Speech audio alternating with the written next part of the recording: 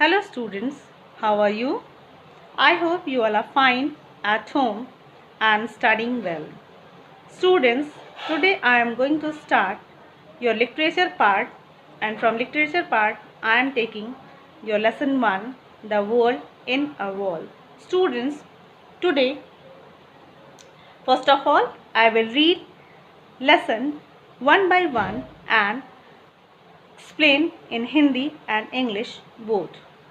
For that, students, all of you get ready for and take your pencil in your hand and start. So students, we start. This extract is from Gerald Durrell's autobiography by Family and Other Animals. Students, ये extract यानी कि जो अंश है book का, ये जो lesson है वो जीरल्स ड्यूरल्स के ऑटोबायोग्राफी आत्मकथा, ऑटोबायोग्राफी मीन्स आत्मकथा, my family and other animals यानी कि जो उसका नाम है उस बुक से my family and other animals से लिया गया है. Durrells was an expert in studying animals. जो डरल्स थे वो एनिमल्स के अध्ययन के लिए विशेषज्ञ माने जाते थे. When he was 10 years old यानी कि जब वो 10 साल के थे, his family moved to Corfu and उनकी फैमिली करफू को मूव करती है यानी कि वहाँ पे जाती है. एन आइसलैंड इन ग्रीस, जो कि ग्रीस का एक आइसलैंड है. तो लिव विथ डरल्स अदर ब्रदर्स लारी यानी कि जो डरल्स के एक और भाई हैं लारी, उनके साथ रहने के लिए वहाँ पे मूव करती है. It was here that Durrells began to collect and keep animals as pets. यह वही जगह थी जहाँ पे डरल्स ने सबसे पहले जानवरों को कलेक्ट करना यानी कि इकट्ठा करना और उनको पालतू जानवरों के रूप में रखना शुरू किया था. The crumbling wall that surrounded the garden alongside the house was a rich hunting ground for me. The crumbling wall यानी कि ढहती हुई टूटी फूटी दीवार, that surrounded the garden जो गार्डन के चारों तरफ थी, alongside the house यानी कि घर के पास में, घर से लगी हुई, was a rich hunting ground for me यानी कि राइटर, मी मतलब राइटर, जो लेखक है इस बुक का, डरल्स, उनके लिए सबसे अच्छा, रिच मतलब सबसे अच्छा, रिच मीन्स वैसे धनी होता है लेकिन यहाँ पे हम इसको मीनिंग लेंगे अच्छा, सबसे अच्छी hunting place, hunting ground for me यानी कि राइटर के लिए सबसे अच्छी जगह होती है किस चीज़ के लिए, जानवरों की खोज के लिए. It was an ancient brick wall यानी कि ये एंशिएंट मतलब सबसे बहुत पुरानी, ये कैसी दीवार थी, ईंट की, ब्रिक मतलब ईंट की, सब बहुत पुरानी ईंट की दीवार थी. That had been plaster over, जिस पे कि प्लास्टर, आपको पता है सीमेंट से प्लास्टर होता है, ईंट की दीवार पे मकान बनता है, तो इस पर प्लास्टर इस दीवार पे प्लास्टर हुआ था. But now this outer skin was green with moss, जो इसकी आउटर स्किन है यानी कि दीवार की जो बाहरी स्किन है यानी कि प्लास्टर है, वॉज ग्रीन विथ मॉस यानी कि ये हरी हो चुकी है. क्यों हरी हो चुकी है, मॉस से. मॉस मतलब आपने कभी देखा होगा दीवार पे हरी हरी काई लग जाती है, उसी को हम मॉस कहते हैं. Bulging and sagging with the damp of many winters यानी कि जाड़े और बरसात के नमी को, डैम्प मतलब नमी को झेलते हुए उस कई जगह जगह से ये जो दीवार है वो क्या हो गई है,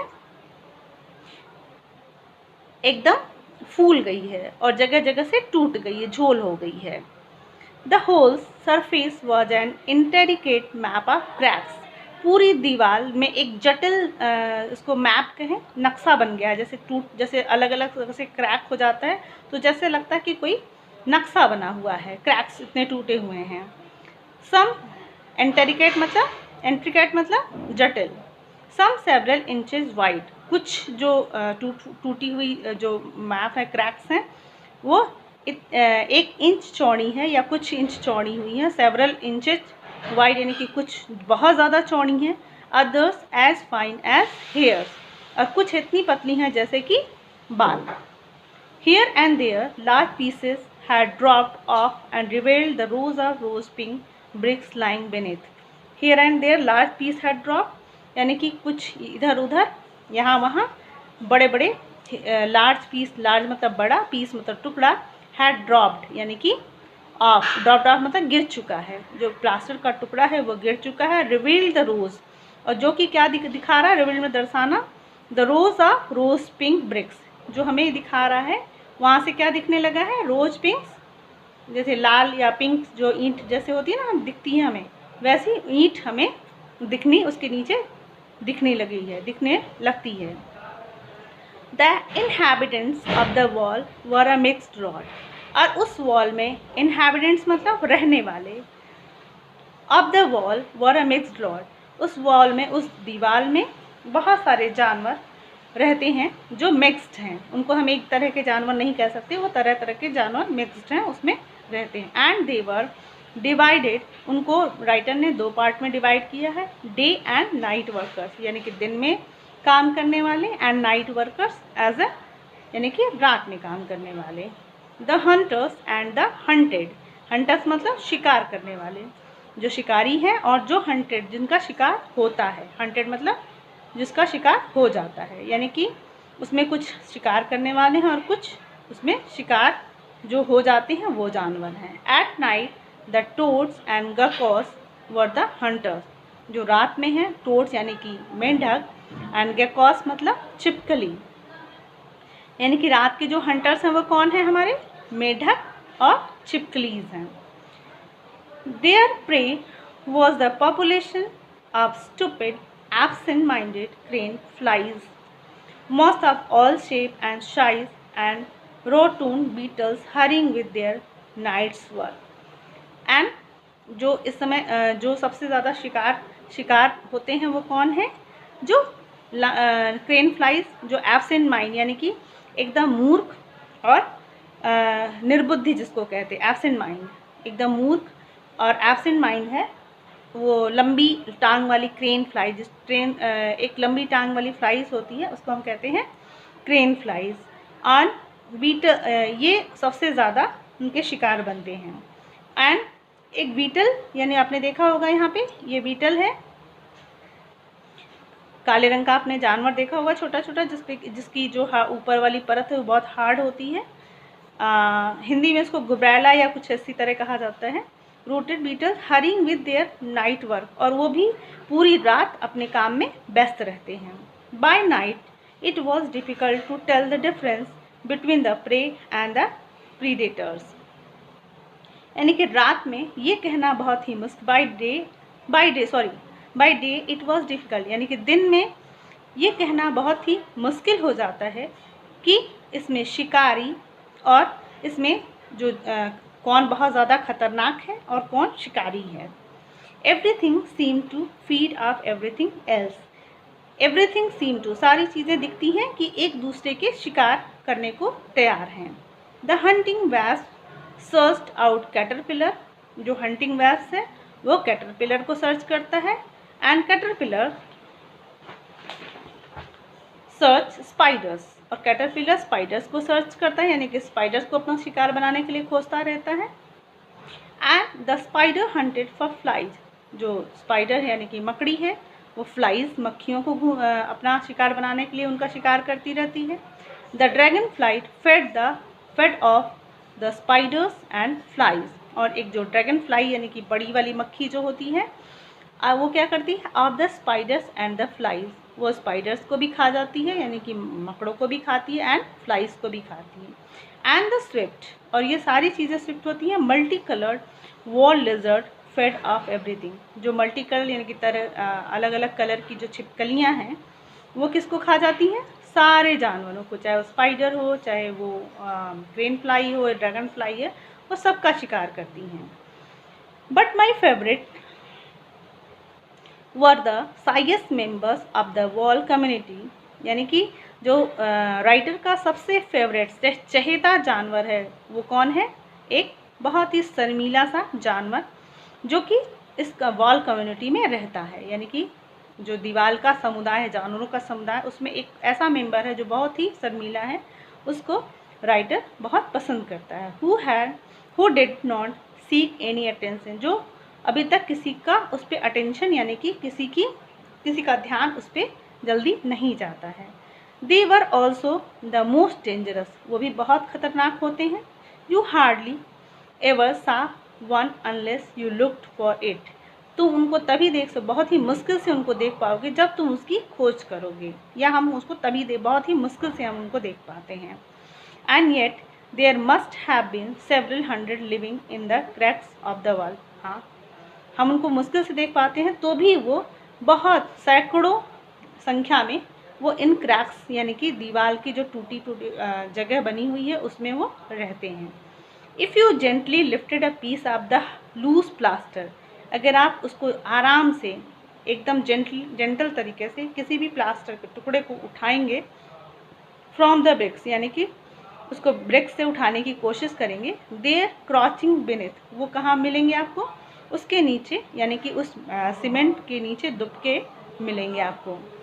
would be a little black scorpion, ये क्या होंगे, काले छिपकली, सॉरी बिच्छू, स्कॉर्पियन मीन्स बिच्छू। Would be a little black scorpion, आप जब सीमेंट का प्लास्टर उठाओगे यानी कि ईंट में से जो टूटे हुए प्लास्टर उनको उठाएंगे तो आपको वहाँ दिख सकेंगे, क्या मिलेंगे, काले बिच्छू। एन इंच लॉन्ग, यानी कि जो 1 इंच बड़े भी हो सकते हैं उनसे छोटे भी। Looking as though they were made out of polished chocolate, ऐसे लगेंगे जैसे कि उनके ऊपर चॉकलेट का पॉलिश किया गया है। They were wired looking things, they were wired looking things, यानी कि वो कुछ अजीब से, वायर्ड मतलब अजीब से दिखते हैं। कैसे दिखते थे, अजीब से दिखते थे। विथ देयर फ्लैटेन यानी कि बराबर, मतलब एकदम सतह जिसकी चिकनी होती है, फ्लैटेन। ओवल बॉडीज़, यानी कि थोड़ा अंडाकार उनका शरीर होता है। देयर नीट क्रुक्ड लेग्स, साफ और क्रुक्ड यानी कि मुड़े हुए उनके पैर। The enormous crab like claws, crab आपने केकड़ा देखा है, कुछ उसी की तरह केकड़े जैसे उनके जो पंजे हैं उनके पंजे दिखते हैं। Bulbous and neatly jointed as armour, और वो जो उनके जो पंजे हैं क्रैब की तरह जो होते हैं वो थोड़े उभरे हुए, बल्बस मतलब उभरे हुए, और नीटली जॉइंट मतलब एक दूसरे से जुड़े होते हैं, आर्मर जैसे कि कोई हथियार। And the tail like a string of brown beads ending in a sting like a rose thorn. And the tail, उनकी जो पूँछ होती है, टेल मतलब पूँछ होती है, लाइक अ स्ट्रिंग, स्ट्रिंग मतलब जैसे कांटा, string of a brown beads ending, यानी कि जो उसका जो ब्राउन बीड्स उनका जो अंत है, जो पंजा उनका पूँछ का जो लास्ट जगह है उसको हम क्या कहते हैं, एकदम अजीब सा ब्राउन भूरे रंग की एकदम कांटे जैसी होती है। लाइक अ रोज थॉर्न, एकदम जैसे लगता है कि हमने गुलाब का कोई कांटा देख लिया हो, एकदम रोज थॉर्न की तरह दिखता है। The scorpion would lie there quietly as you examine him, only raising his tail as a warning sign if you breathe too hard on him. The scorpion would be there quietly as, जब वो एकदम वो शांत रहते हैं, बिच्छू वो एकदम शांत रहेंगे तब तक जब तक कि आप उनको examine him only raising his tail, जब आप उनको जरा सा भी डिस्टर्ब करेंगे तुरंत अपनी टेल को रेज करेंगे। एज अ वार्निंग साइन, यानी कि हमें क्या देखने, चेतावनी देते हुए। If you breathe too hard on him, यानी कि जब वो हम उनको एग्जामिन करते हैं तो हमें देखते हैं कि वो एकदम चुपचाप पड़े होते हैं, लेकिन जैसे ही अगर हम लोग थोड़ा सा हार्ड सांस भी लेंगे, थोड़ी तेज़ सांस भी लेंगे, तुरंत अपने टेल को वो ऊपर खड़ा कर देते हैं एज अ वार्निंग साइन, यानी कि हमें चेतावनी देते हुए वो खड़ा कर देंगे। Students, now understood this topic, and in the second video I will start next line.